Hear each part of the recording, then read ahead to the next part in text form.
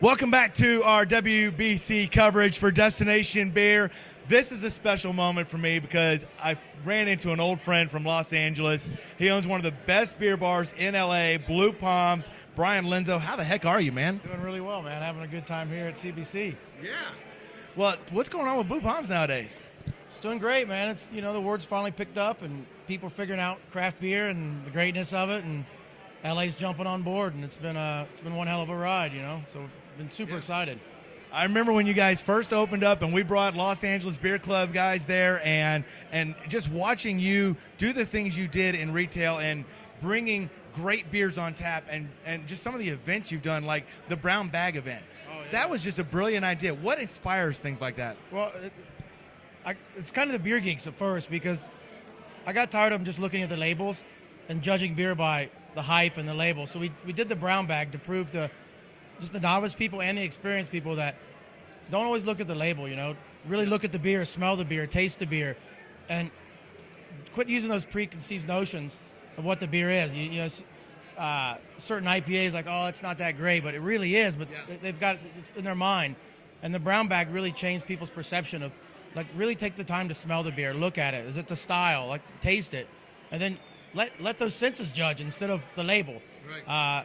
And to me, that's the passion of beer, You drink something that's good, Yeah.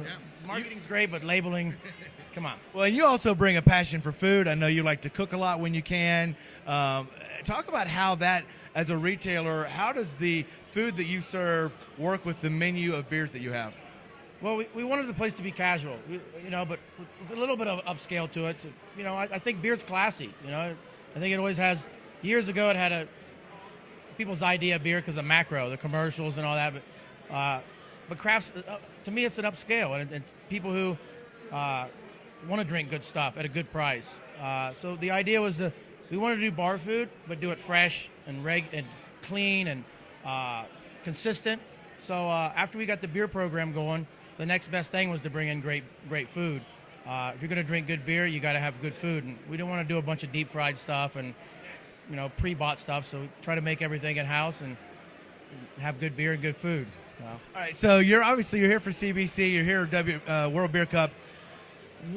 Talk about the perspective of a retailer, of a bar owner. What CBC means to you? Well, it's a good chance to be around your peers.